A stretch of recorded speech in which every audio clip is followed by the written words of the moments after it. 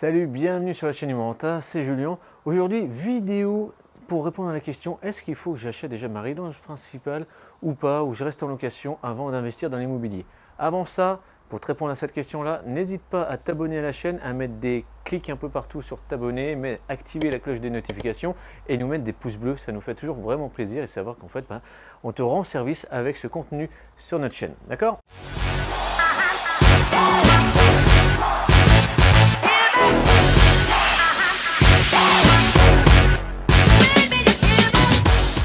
Alors, faut-il absolument acheter sa résidence principale avant de commencer l'investissement immobilier locatif?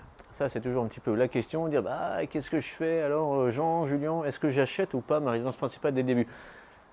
Alors, il y a plusieurs façons de voir vraiment l'investissement immobilier.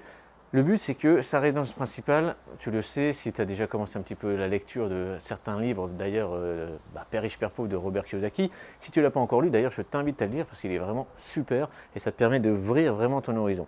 Et il te dit, lui, clairement, que la maison, c'est un passif à la base parce que c'est toi qui vas le payer avec ton argent. Et je partage entièrement cette vision-là. Donc, est-ce qu'il faut acheter sa résidence principale dès le début? J'ai envie de te dire, non. Commence déjà à t'amener déjà des revenus réguliers par l'investissement locatif, augmente ton patrimoine, augmente tes revenus et tu pourras t'acheter ta résidence principale. D'accord? Pourquoi? Parce qu'on va toujours avoir le problème des banques sur l'encours. Mais tu vas me dire, ouais mais attends Julien, les gars ils me disent non, il faut déjà acheter votre résidence principale. C'est que tu n'es déjà pas tombé en fait sur le bon conseiller. Pourquoi aussi ne pas acheter sa résidence principale dès le début? On a tous un réflexe, c'est que résidence principale, on veut que ça claque, on veut être bien chez soi et tout. Et c'est totalement normal, c'est légitime là-dessus, il n'y a pas de jugement là-dessus, c'est normal. Par contre, là où ça va te bloquer, c'est que tu vas déjà avoir un encours bancaire déjà costaud sur le dos. Et puis bien souvent, l'erreur qu'on fait, c'est qu'on veut essayer de rembourser rapidement cette maison. Tu vois, donc on va chercher une échéance dans la vision, donc pas à 20 ans, mais genre 15 ans. Et ça, c'est une erreur fondamentale parce que tu vas te bloquer tout de suite au niveau de l'endettement. Donc faire attention à ça. D'ailleurs, toi, la petite branche est en train de se balader là. Donc, du coup, moi, je te préconise de ne pas acheter tout de suite ta résidence principale. Alors, si c'est fait, c'est pas grave. Tu as déjà une résidence principale et tu as déjà commencé à prendre date dans l'immobilier. Par contre, si tu te poses cette question, est-ce que je l'achète ou pas? Ne l'achète pas tout de suite. Commence déjà à acheter plusieurs biens immobiliers locatifs, d'accord? Et ça s'explique au niveau de ton dossier bancaire et dire ouais, mais là, le monsieur banquier il va dire non, c'est pas bien parce que tu n'as pas de propriété privée, tu n'as pas ta résidence principale, donc je ne peux pas te financer. Non, c'est vraiment des croyances totalement limitantes et même en fait des banquiers. Et je vais dire un truc, quand j'étais banquier il y a maintenant plusieurs années, je me disais la même chose. Et quand je voyais un gars, il disait non, il faut déjà acheter sa résidence principale parce que c'était des mecs derrière en front, en back-office, c'est tout ce qui était dans les unités risques, donc c'est dans le back-office des banques, qui disaient non, on ne finance que s'ils ont déjà leur résidence principale. Alors que c'est totalement faux, c'est juste que c'est des mecs qui pensent pas correctement. Si tu as un bon projet déjà locatif, c'est bon, ça va rouler, d'accord? Tu peux faire un petit mix aussi avec, si tu veux vraiment acheter ta résidence principale, une partie où en fait, tu peux déjà louer, t'apporter un petit revenu, comme ça tu vas baisser déjà l'échéance bancaire.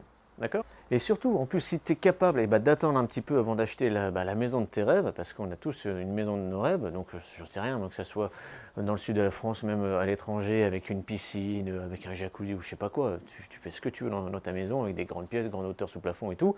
Ouais, ok, mais ça, du coup, ça va être ton pourquoi tu vas faire l'immobilier.